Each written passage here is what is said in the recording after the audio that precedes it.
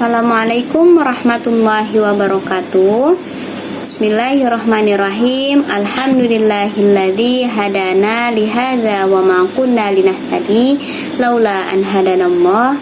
Asyhadu an la ilaha illallah wahdahu la syarikalah wa asyhadu anna Muhammadan abduhu wa rasuluhu la nabiyya ba'dah. Perkenalkan, nama saya Niola Dinda Maharani dari program studi pendidikan anak usia dini Universitas Pancasakti.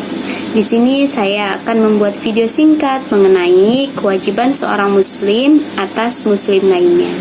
Tujuan saya membuat video ini yaitu untuk memenuhi salah satu tugas UAS semester 1 mata kuliah Pendidikan Agama Islam dengan dosen pengampu Bapak Aden Sudarman MPDI. Kewajiban seorang muslim terhadap muslim lainnya telah dijelaskan secara rinci dalam Islam.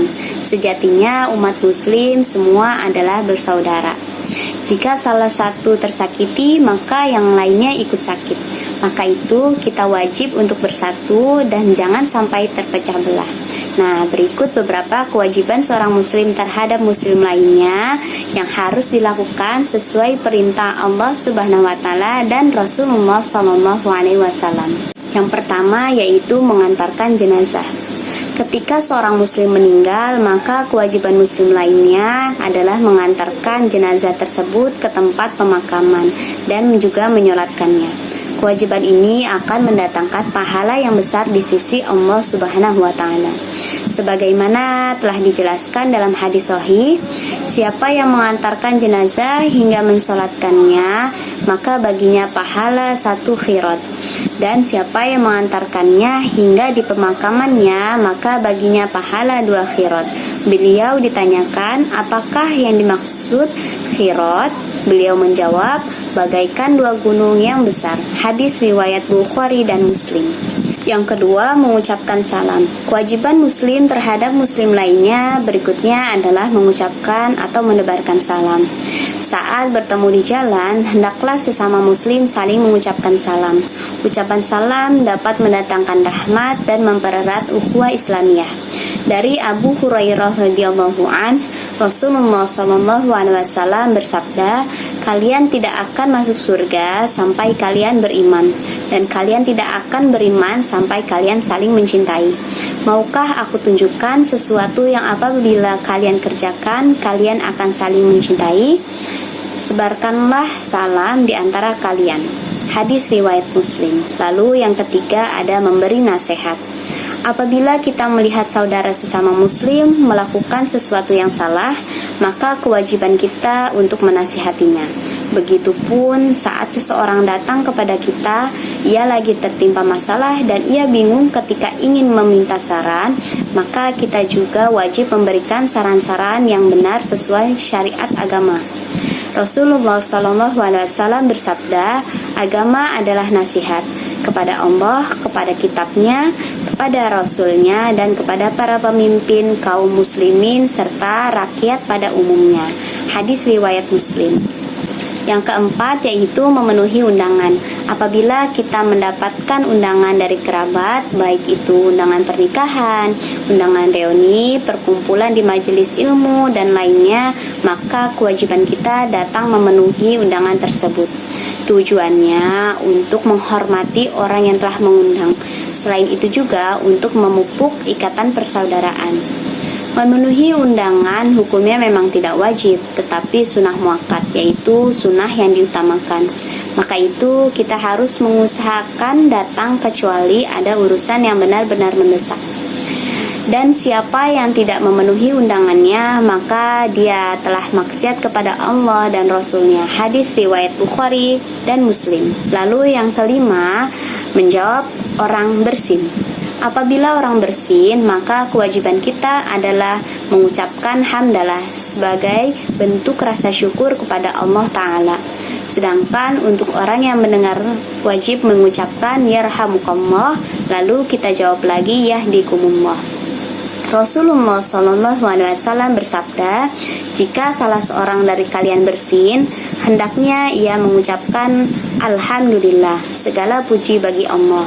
Sedangkan yang mendengarkan mengucapkan Yarhamukallah, semoga Allah merahmatimu. Lalu membalas dengan mengucapkan Yahdikumullah wa yuslihu balakum, semoga Allah memberikanmu petunjuk dan memperbaiki urusanmu. Hadis riwayat Bukhari. Yang keenam, saling menyayangi.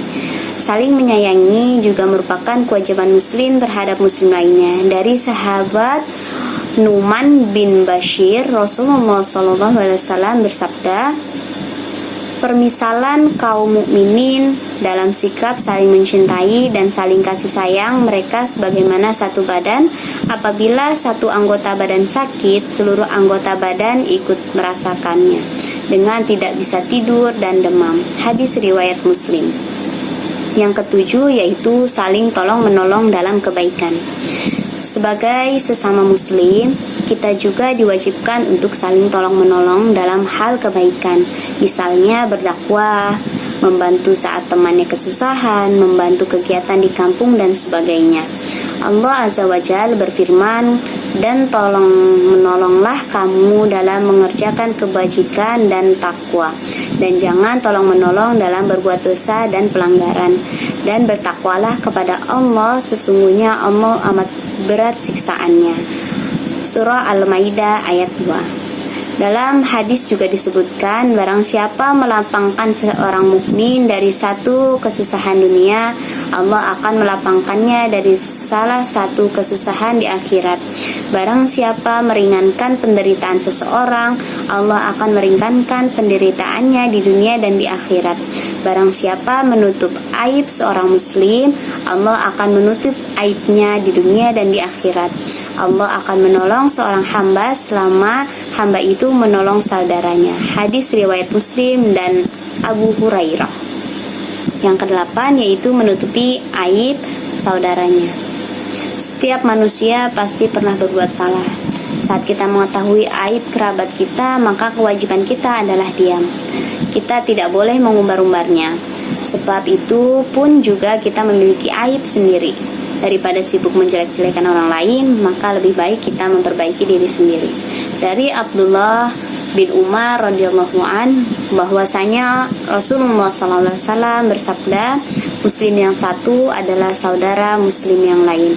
Oleh karena itu, kita tidak boleh menganiaya dan mendiamkannya. Barang siapa memperhatikan kepentingan saudaranya, maka Allah akan memperhatikan kepentingannya.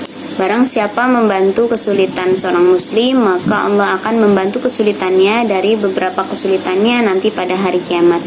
Dan barang siapa menutupi aib seorang muslim, maka Allah akan menutupi aibnya pada hari kiamat. Hadis riwayat Bukhari. Yang kesembilan yaitu memanggil dengan gelar yang baik. Menyebut orang lain dengan gelar yang buruk tampaknya sudah menjadi fenomena di negeri kita. Tak jarang seorang memanggil temannya dengan sebutan yang jelek dengan dalih hanya bercanda. Padahal candaan pun terkadang bisa menyakitkan hati. Janganlah dilakukan perbuatan demikian. Panggillah saudara kita dengan sebutan nama-nama mereka. Jangan panggil dengan mengganti nama menjadi nama hewan atau sebagainya. Perbuatan tersebut sungguh sangat zalim dan bisa mendatangkan dosa. Allah Subhanahu wa taala berfirman, "Wahai orang-orang yang beriman, janganlah suatu kaum mengolok-olokkan kaum yang lain, karena boleh jadi mereka yang diperolok-olokkan lebih baik dari mereka yang mengolok-olokkan. Dan jangan pula perempuan-perempuan mengolok-olok perempuan lain, karena boleh jadi perempuan yang diperolok-olokkan lebih baik dari perempuan yang mengolok-olok. Janganlah kamu saling mencela satu sama lain, dan janganlah saling memanggil dengan gelar-gelar yang buruk. Seburuk-buruk panggilan adalah panggilan yang buruk atau fasik setelah beriman. Dan barang siapa tidak bertaubat, maka mereka itulah orang-orang yang zalim."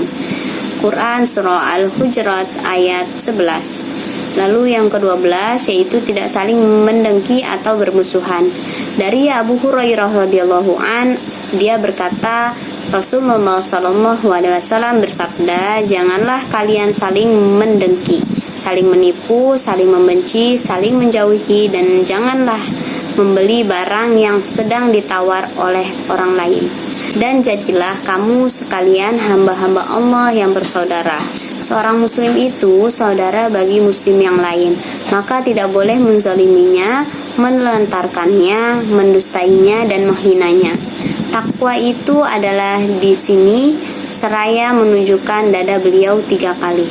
Seorang telah dikatakan berbuat jahat jika ia menghina saudaranya sesama muslim. Setiap muslim haram darahnya bagi muslim yang lain, demikian juga harta dan kehormatannya. Hadis riwayat Muslim. Lalu yang ke-13 yaitu tidak boleh saling mendiamkan lebih dari 3 hari. Antara sesama muslim tidak boleh bertengkar dan berdiam diri lebih dari 3 hari. Sebagaimana dijelaskan dalam hadis dari Abi Ayyub Al-Ansyari, sesungguhnya Rasulullah SAW bersabda, tidak halal seorang muslim mendiamkan saudaranya lebih dari 3 hari, di mana keduanya bertemu lalu yang ini berpaling dan yang itu berpaling. Yang terbaik di antara keduanya ialah orang yang memulai mengucapkan salam. Hadis riwayat Muslim. Lalu yang ke-14 ada bersikap rendah hati. Kewajiban muslim terhadap muslim lainnya adalah bersikap rendah hati, tidak boleh saling sombong, pamer, dan iri hati. Sebagaimana firman Allah Ta'ala dalam Quran, dan rendahkanlah dirimu terhadap orang-orang yang mengikutimu, yaitu orang-orang yang beriman. Quran Surah Asy-Syu'ara ayat 215. Dan janganlah kamu memalingkan mukamu dari manusia karena sombong, dan janganlah kamu berjalan di muka bumi dengan angkuh. Sesungguhnya Allah tidak menyukai orang-orang yang sombong lagi membanggakan diri. Quran Surah Luqman ayat 18. Berikutnya, janganlah kamu berjalan di muka bumi ini dengan sombong, karena sesungguhnya kamu sekali-kali tidak dapat menembus bumi dan sekali-kali kamu tidak dapat sampai setinggi gunung. Surah Al-Isra ayat 37. Alhamdulillah, baik, terima kasih. Sekian video yang dapat saya sampaikan, semoga bermanfaat untuk kita semua. Mohon maaf jika ada kata-kata yang salah dan kurang berkenan. Wabillahi taufiq wal hidayah. Wassalamualaikum warahmatullahi wabarakatuh.